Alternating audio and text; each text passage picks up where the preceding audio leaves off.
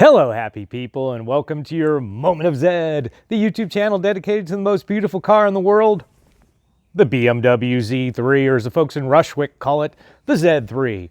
I'm Mark, and today we're starting our big project, one that I announced a couple videos ago.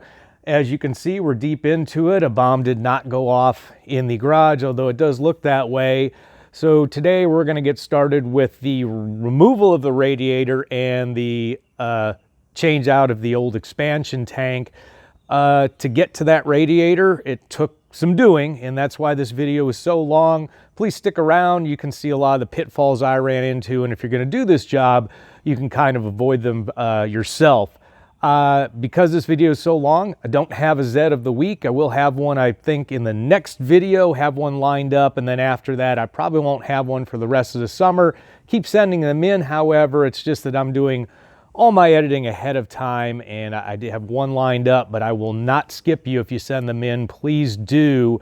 This will be the start of a series of about 5 videos as I go through this bit by bit, but today we get started again with the radiator removal on the M44 1.9 liter 4-cylinder engine, and I've got the old style radiator with the expansion tank on the side. If you have a different vehicle, I can point you towards a great series by Cool Cat Terry, who does kind of all the same stuff on the 2.8 liter M52 6-cylinder, so check that out if that's your vehicle. But take a look at this, even if you don't have a 1.9 liter, it'll show you some of the things you might run into, because there's a lot of similarities between the two engines. With all that said, if you'd like to support the channel, a little quick plug, please feel free to buy me a coffee using this QR code here or the link in the description. Always appreciated. Someone bought me a coffee, and literally that was the name they used when they used the app. Someone. Thank you, someone, for buying that for me. I do appreciate it, as always. Let's get straight into it. Okay, so getting started on this project, I want to have vision. I want to be able to see everything that's under here where I need to work. So the first thing I'm going to do is I'm going to remove the air box and the mass airflow sensor back up to the throttle body. And of course, all the shrouding and stuff here is going to come out. So that's the first thing we're going to do. And we're going to start with the electrical connections. First of all, the temperature sensor for the air box, and I'm just taking a pick tool and moving the metal bracket for that over, which is not easy, but there it goes. And then you can just wiggle that out. And of course, I lost the metal piece, but I will retrieve that, and that just goes around there. And get that out of the way. That actually should be routed up under the box. Next thing, mass airflow sensor, which is very easy, twist connection, get that out of the way. Okay, next we're going to loosen the connection to the secondary air pump, and that's just a regular worm type hose clamp. Just using a flat blade screwdriver, and we'll wiggle that up and out of the way. And then the easiest thing to do with this, as I showed in a previous video when I changed my air filter, is just to kind of pull that guy off here and then pull it off of the secondary air pump itself. And that just slides off, and that gets it out of the way. Because you really don't have much room to work it. There you go. And just remove that completely and get it out of the way. That's the easiest thing to do with this. Okay, next step, I'm going to remove the lid to the box by opening the 4 clips. And again, talked about this in my air filter video, but there's one clip, and it just lifts up from the bottom. 2 clips. 4th clip lives under this, right under here. And then there's one clip that lives under the connection to the secondary air hose which you really have to get with a pick tool, and I'm going to go ahead and get that off camera because it tends to be a pain in the butt. So next, just unclip the top of the box from the mass airflow sensor, and that's nothing more than these clips right here, which you can do by hand. Flip them out. There's one on the other side there. Those are nice and easy, and then you can kind of gently remove the box. And it's not as easy as it should be, of course, but once you get that up and out of the way,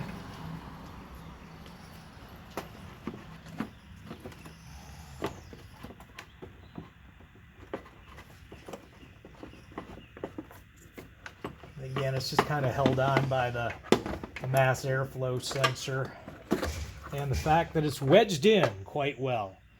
So there is our box removed, and there we have it.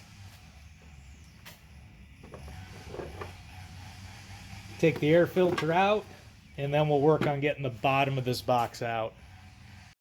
Okay, I'm actually going to do something else first. I'm going to get this mass airflow sensor out of the way because it's easy to do. Kind of blocks the bottom of the box. And again, I just want it out of the way for the future cooling system work, which is the main thrust of this, believe it or not. I know this is taking a kind of a long time to get prepared for the actual coolant system, but I think we're going to find it's a lot easier to do the rest of the work if we get as much stuff out of the way as we can. That's just a worm type hose clamp with a flat blade screwdriver, and then take it out, and you can see your throttle plate in there, and the mass airflow sensor is out of the way. Okay, to remove the bottom of the box, and here as I can tell, the only thing that's holding it on is the connection to the air intake itself, which is here, and I'll have to see what that looks like when I wiggle it around. Other than that, it looks like there's nothing but these two 10mm nuts that go to this rubber bushing to this bracket, which is welded to the inner fender well, and there's two of those, one here and one down there. So we're just gonna go ahead and loosen up those off camera, and we'll see what else it takes to get rid of this. Okay, minor problem. I was right. The only thing holding this air box in are those two nuts and the actual air intake hose, which runs up underneath that upper radiator hose. And of course, I still have that cage at the bottom of mine. Now the cage kind of popped halfway up and seemed to stick on whatever the connection is to the air intake pipe itself. So I think the next thing I'm going to do, and try not to break any plastic, is go ahead and, be hard to see, but I'm going to remove that shroud, which I'll get you a better view. I'm going to go ahead and remove this shroud, which is kind of blocking my view of everything that's going on here. So we're going to go ahead and pull that off next. And no big surprise, these are 10mm as well. So we're just going to take those out off camera and hopefully just lift it out. And actually that shroud has two other hidden 10mm and behind it. One there and one there, and we'll get those out now. It really doesn't matter because the shroud would have had to come off anyways for the project, so off it comes.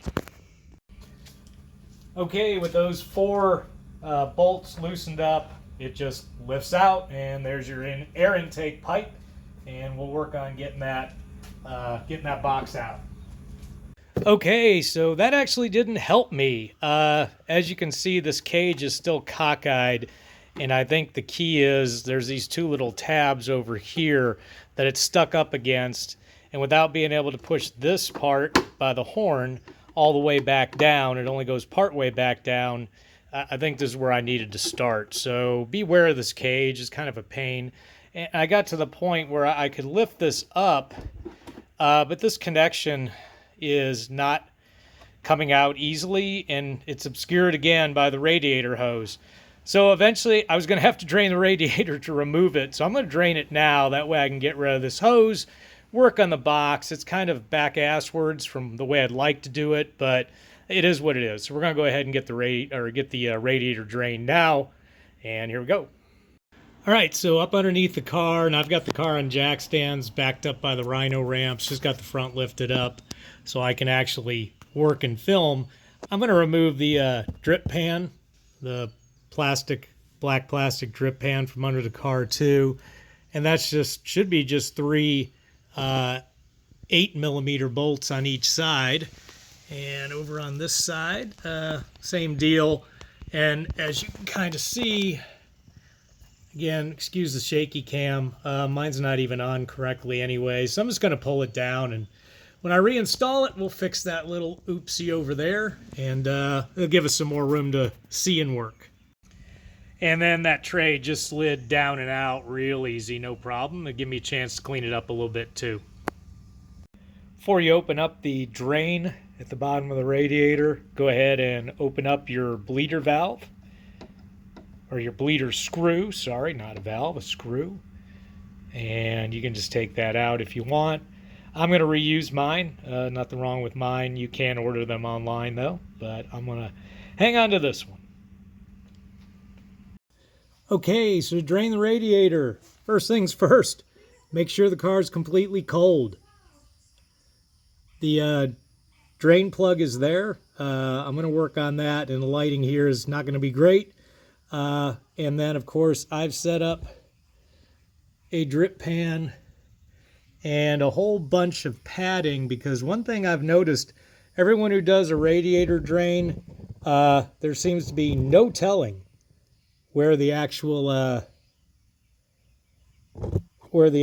liquid's going to end up. So we're going to give this a shot, and we'll see how we go. Okay, by the way, I have my radiator cap on. I have goggles, and I have chemical gloves on, which you don't see me in very often, and I should be in all the time. Now, you may be able to hand loosen this. Mine has a knurled grip to it, but it also has a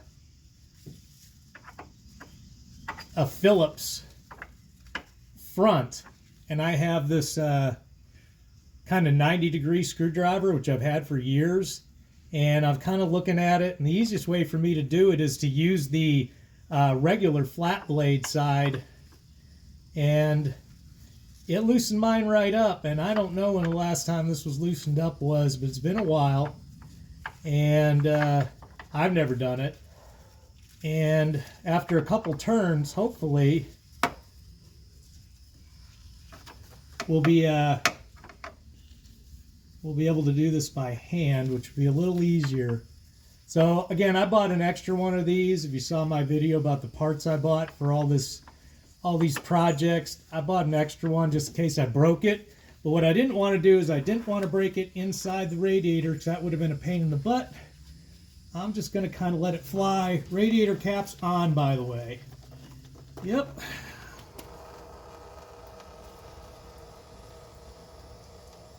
And we're peeing a little bit, but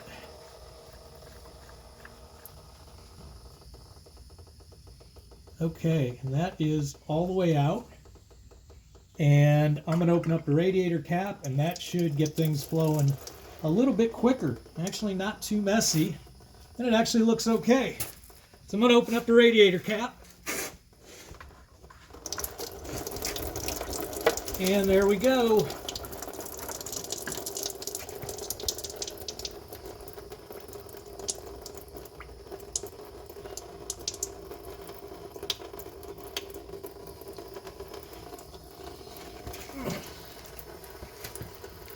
Let's see if that'll come out all the way, It seems to be stopped there. So I'm happy with this. I'm just going to let it flow like this until it's done, and then we will get to the one on the block itself. So the next thing we have to drain is the block. Now there's a 13, I believe it's a 13 millimeter bolt in the side of the block on the right-hand side of the car. This is just behind the exhaust manifold, which is the pipe that's glowing so much. This is very difficult access. I don't think you get it all from the top, and you can only get it from the bottom. And if you're underneath the car when it lets loose, you're going to take a pretty good shower. So I'm going to work on this. It's going to have to be pretty much off camera because it's too hard to do anything under here with the camera on. And I'll tell you how I did it if I'm successful. I may not have to do this since I'm doing the water pump, but I just want it there for as part of the tutorial for folks who aren't redoing their water pump, who are just draining their fluid and refilling, because you should, let this loose. So we're going to do it. We're going to try it anyways. It's difficult. Okay, I can't believe it, but after a little bit of maneuvering, including taking the wheel off to give myself better access to crawl under there, I got it simply with a 3/8 ratchet and 13 millimeter socket, and I kind of backed it up just for the first little 1/16 of a turn with that 22 inch, use that as a breaker bar with that 22 millimeter wrench. And then I've got it finger loose to where it's weeping. You can't really see it. It's barely weeping down the frame. So what I got to do now is put on goggles, gloves, crawl under there, and hand loosen it, and then kind of plan my escape route, which will probably be towards the front of the car. I'll just kind of roll out since I'm so darn nimble and get out of the way of the shower.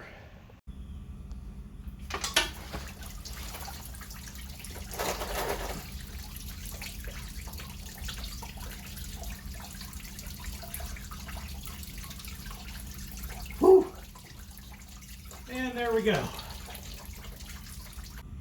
As you can see, there's quite a bit in that block, so I'm glad I got it. This whole process probably took me an hour and a half, so yeah, not that much fun. All right, so I went through all that basically, well, because I had to as part of the larger project, but also so I could go ahead and take off this upper radiator hose. So I'm going to go ahead and do that now. And that's just going to be your regular worm type hose clamps. And I'm just going to use flat head, although they do have a spot for a socket on them. I'm going to go ahead and kind of gently move that off the radiator. And I'm not worried about the hose, but I am worried about the radiator.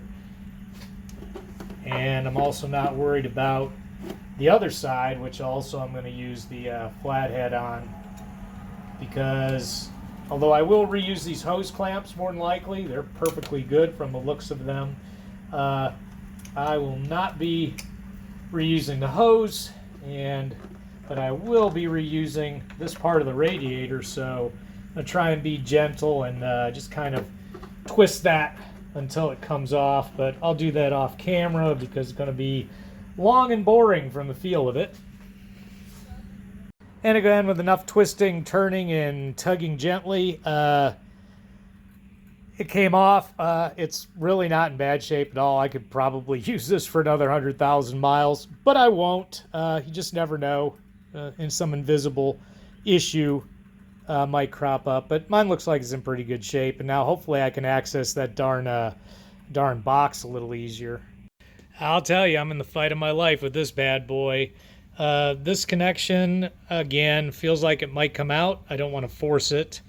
This connection here, kind of hard to see in this light, this has something to do with it, and there's a slide at the bottom too, but it also seems to be inserted into there. Again, kind of hard to see. So I think it's going to have to come all the way out a different way. What I'm going to do is, here's the actual intake, kind of on the side of the right side headlight, and there's two clips. There's two kind of plastic push pins. There's one at the bottom. My one at the top wasn't even connected. So I think I just got to pry the one at the bottom out, and then I should be able to slide the actual intake out past the radiator and just take this whole big thing as one piece for now. Okay, so I've got a standard pry tool on there, and I'm just going to slowly try and pop that out. It does not want to come out very easily.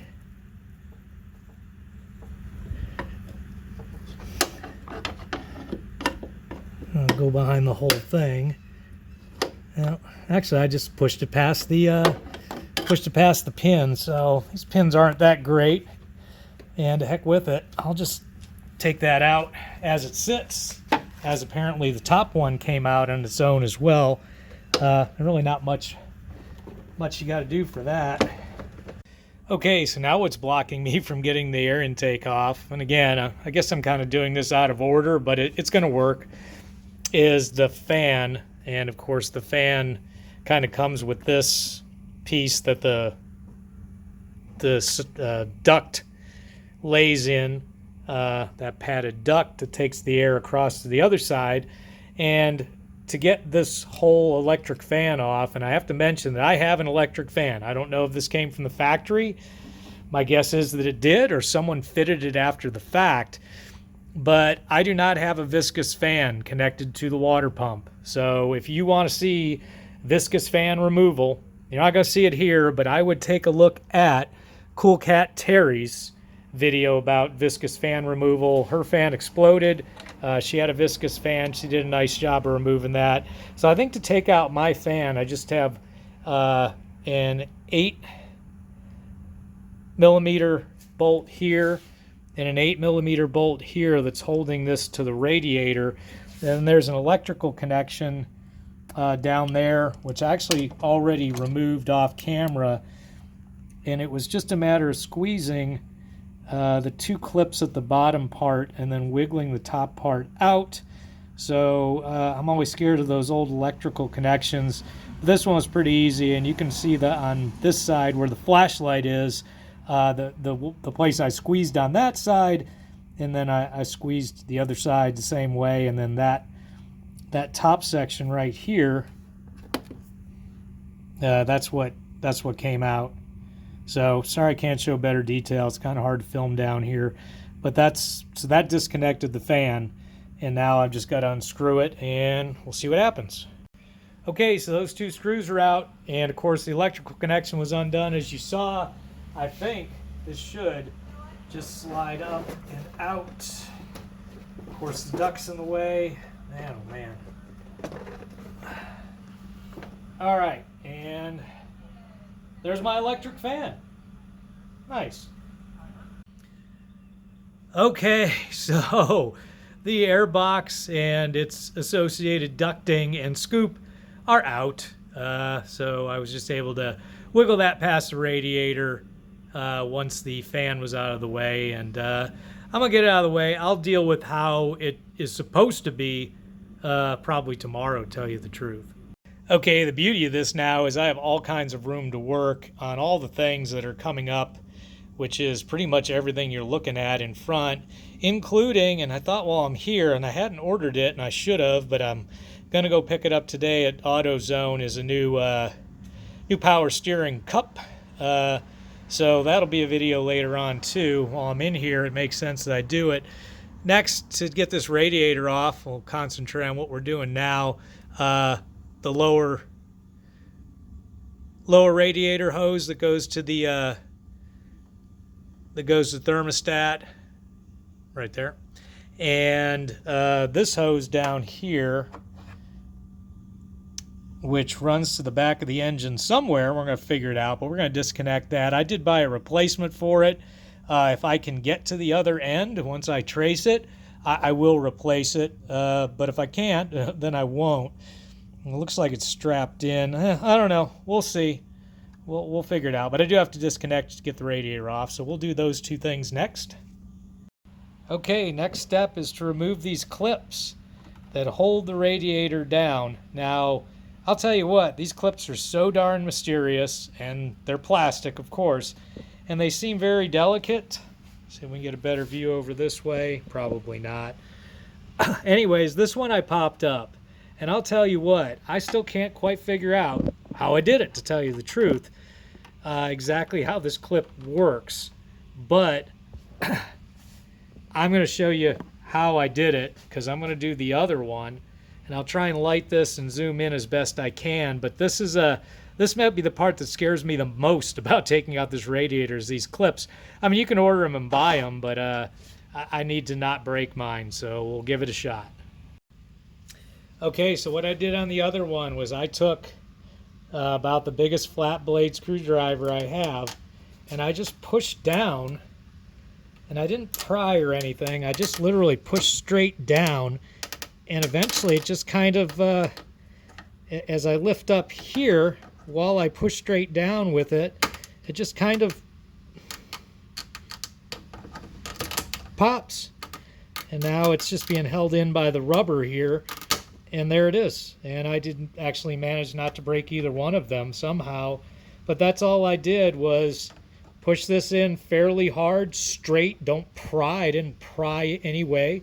And then I just kind of, lifted it up with my finger once I kind of felt it give way. And there's that clip. Again, I still can't figure out how the hell this thing works, but I did it. So, and it should just go back together the opposite way. Two other things real quick. I'm going to pull this rubber strip off. It just literally pulls up and off. I'll clean that up a little bit. Because it just kind of cushions the top of the radiator from the cross member. So that, and the other more important thing is I have to disconnect the temperature sensor, which is right there. And that's going to be another one of those electrical connections. I'm going to wiggle it around a little bit and maybe show it to you after I get it. So I'm not going to do it on camera, but I will gently pull that out. I don't think it's that hard to do, actually. Okay, actually very straightforward. So just hard to film. Actually, let me bring this up here. And you can see this little clip. I just pried that towards the camera as you're watching it right now, just a little bit, and then wiggled it out with my fingers. That little clip piece goes on. There it is. That little notch right there. So once you just kind of take a pick tool and pull it away from that, then you can just wiggle it off. So pretty straightforward on that one. So now with any luck, the radiator should lift right out.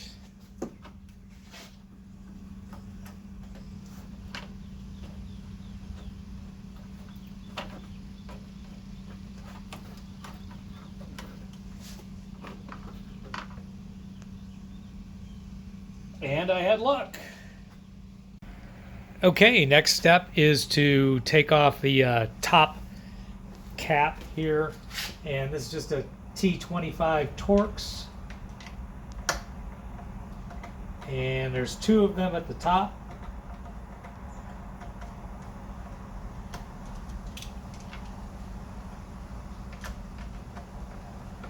And again, every part of the side part of this radiator is plastic, so you have to be careful with everything. And that is supposed to lift up like that. And now we actually have access to the tank itself, which is supposed to slide up. We're going to have to be very careful when we do it. Again, it's plastic on plastic crime, so we're going to have to be very careful. Okay, so to get the expansion tank out, which simply slides up like this, and it's attached at the top and at the bottom with O-rings. It only took me 45 minutes. I used the technique I stole from Pelican Parts, who has a nice tutorial about this. And basically I took pry tools and worked my way between the black plastic and the, well, now yellow plastic lip, and just worked my way around and sprayed or kind of paintbrushed in hot soapy water, or just soapy water, not hot soapy water, but soapy water to lubricate it. And then that gave me probably maybe a millimeter gap. and again, working and working. And then what really did the job though was I went at it a little bit strong, took a flat blade screwdriver, and on this lip I just basically tap, tap, tap, tap, tap, flip the thing over, tap, tap, tap on the other side, eventually tapping harder. As you can see, I broke a piece here, but it doesn't matter. And then eventually that popped it out. So between those two techniques going back and forth, this slid out. The O-ring's still pretty good actually, and now we'll just put in the new one in reverse.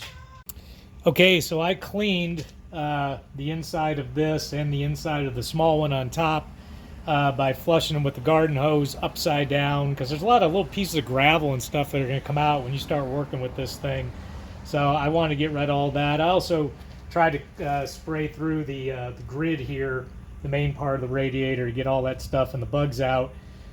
Then I used some fresh coolant and lubricated the O-ring and the inside of where the O-ring sits on both the top and the bottom, again with coolant, to try and make that a little bit easier. And then I'm just going to give it a nice, hopefully a nice easy, well not too easy, push and drive that down. That feels like it's going to take some effort, so I will do that off camera, and if it works, I'll be right back.